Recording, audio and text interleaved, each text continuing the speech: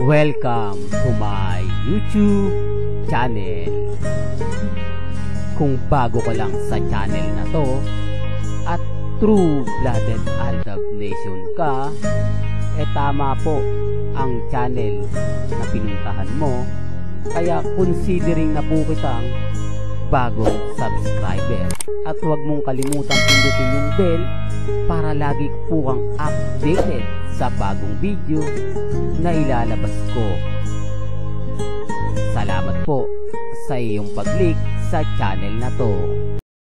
Welcome back mga kaaldab. Ito na naman po ang inyong lingkod, si Mr. Destiny. Nakita niyo po ba yung unang video mga kaaldab na kung saan airport din po o same po talaga itong nakikita nyo sa unang video po na pinakita ko po sa inyo, di po ba? Pero ganyan sinabi ko, hindi po ako namimilit, di po ba? Kung ano po yung pananaw at paniniwala ng iba na hindi nga po daw magkasama sila Mengay at si Alden Richards, wala naman pong problema, di po ba?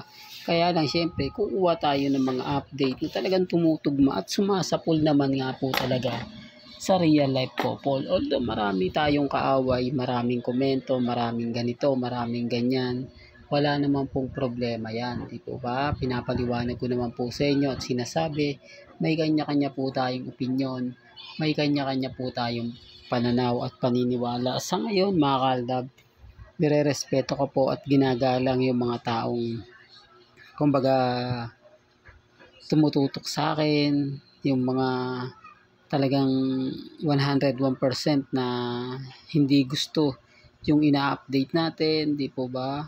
Na kung magbati ko, sakala mo alam po nila yung buong istorya, okay lang.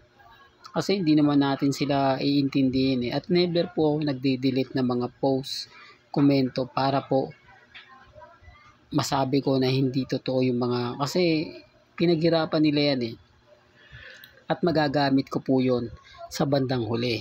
Diba? Kaya nga po yung ginagawa nila, never kong ginagawa sa channel ko. Never akong nagdi-delete, lalo na pag alam kong hindi pabor sa akin. Never akong kumbaga nagre-react kasi alam ko naman po mga kaaldab, mahirap po talagang kalabanin itong mga bitter po sa Aldab Nation. O ngayon kong hey patchoy po sa inyong lahat. O nasaan ngayon si Alden? Si Mengay pagkatapos ng Eat Bulaga, wala na. Kaya sabi ko sa inyo, may mga bagay-bagay po na hindi po talaga sila pinagbibigyan. Hindi po sila kumbaga nagkakaroon ng pagkakataon na abangan, tignan si Mengay kung ano na nga po ba yung pinaka-latest sa kanya, kung ano nga po ba yung pinakaganap niya ngayong Chinese New Year. Wala po. Kaya nga sinasabi nila, laos na raw si Mengay, bagsak na raw po yung career ni Mengay, nag-aantay na lang daw po ito na kumbaga mawala na siya showbiz, di po ba, hindi na siya daw ganun kainit dahil si Miles na nga po yung bagong kapalit niya at si Atasha, parang na raw po si Mengay, maraming kwento. Tapos yung iba pa po sinasabing pag nabuntis daw po si Mengay at nawala, magiging si Poling na lang daw po siya o si Poling na nawalan na po ng karir sa Eat Bulaga po ba?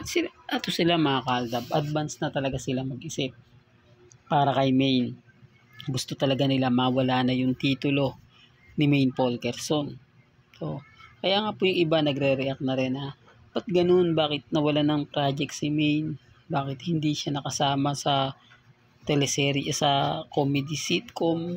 Sayang naman yung binalita ng TV5 na kasama siya sa bandang huli. Wala rin po. Di po ba? Sabi ko nga po sa inyo, mas sinungaling pa po yung misa na nagpipost sa social media. Lalo na nga po yung TV5. Sinabing may project si Mengay, ang daming umasa. Pinakita pa yun nationwide sa telebisyon. Anong nangyari? 2025 na. Wala pa rin. Samantalang 2024 siya pinakita. Naunahan pa siya ng teleserye ni Miles, di po ba? Pero okay lang yan. Sabi ko nga po sa inyo, may mga bagay-bagay po na mahirap po talagang sabihin, mahirap magkomento, lalo na nga po kapag dumating yung point na makikita din po natin yung katotohanan. Sa dami kasi ng mga nagtatanong sa atin, sa dami kasi ng mga galit na galit sa fandom, normal lang po yan. Kasi tayo naman po talaga yung bide. Di po ba nabalitaan nyo naman po siguro, para po sa mga Katnel fans, tuwan-tuwa mga kaaldab. Share ko lang po sa inyo to. May teleserye nga po pala talagang gagawin sina Daniel Padilla at si Catherine. Mas mauuna ata yung teleserye bago yung comeback movie. Ang bali-balita ko mga kaaldab, makikiramdam po daw po muna. Dahil mainit daw kasi ang tambalang Alden Richards at Catherine. Wag muna daw sabayan. At uunahin nga po muna itong bagong teleserye ng dalawa. Kumbaga comeback teleserye nga daw po mga kaaldab. Ito yung sinasabi ko na kapag nagwawala ang Katden fans, maghahati po kasi yung mga fans ng iba.